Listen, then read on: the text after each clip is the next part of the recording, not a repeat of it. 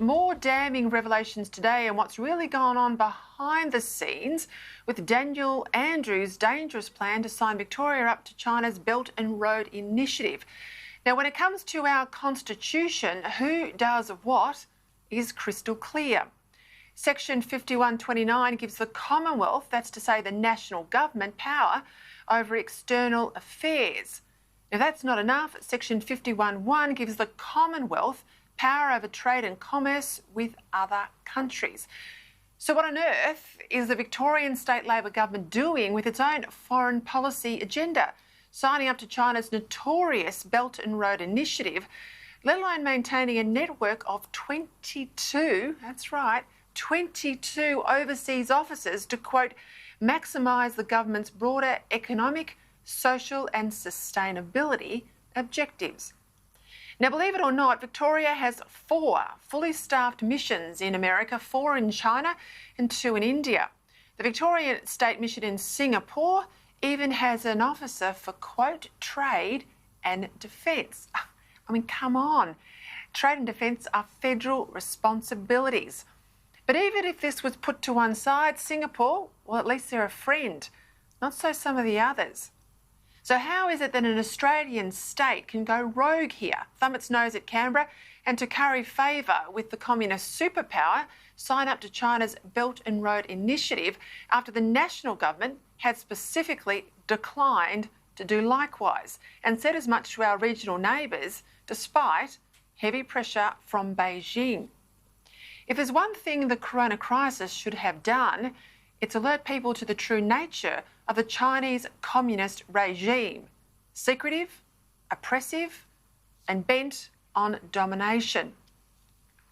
As we know, China has fortified the sea lanes north of Singapore, thrown 1 million plus Uyghurs into re-education camps and has introduced a high-tech version of Big Brother to spy on its own people.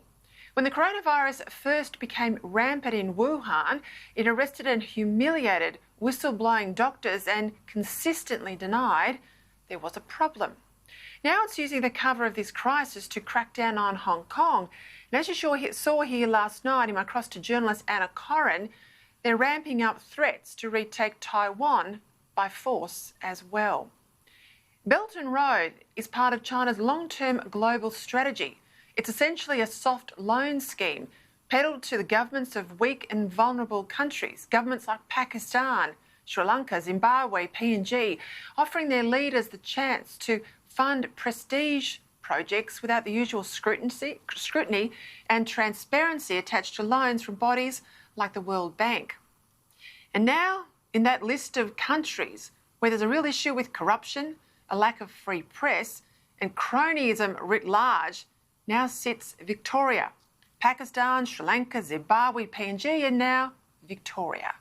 It's all part of the Daniel Andrews debt splurge, the latest $24 billion binge with borrowed money on top of the $50 billion Victorians already owe to do what?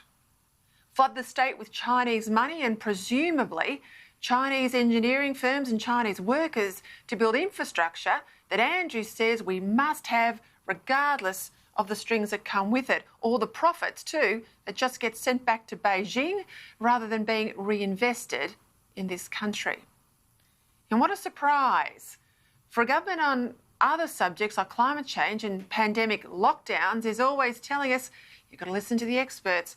We learned today, didn't we, that Victoria did not consult with the foreign affairs experts in Canberra before signing up to critical elements of this deal.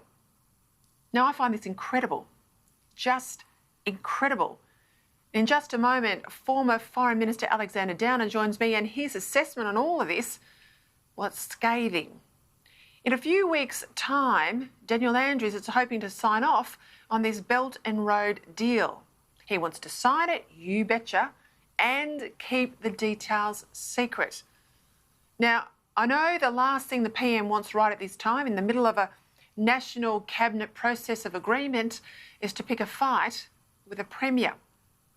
But this is bigger than sparing Andrews the humiliation of being forced, in Australia's national interest, in the interest of Victorian taxpayers, to walk away from signing this deal.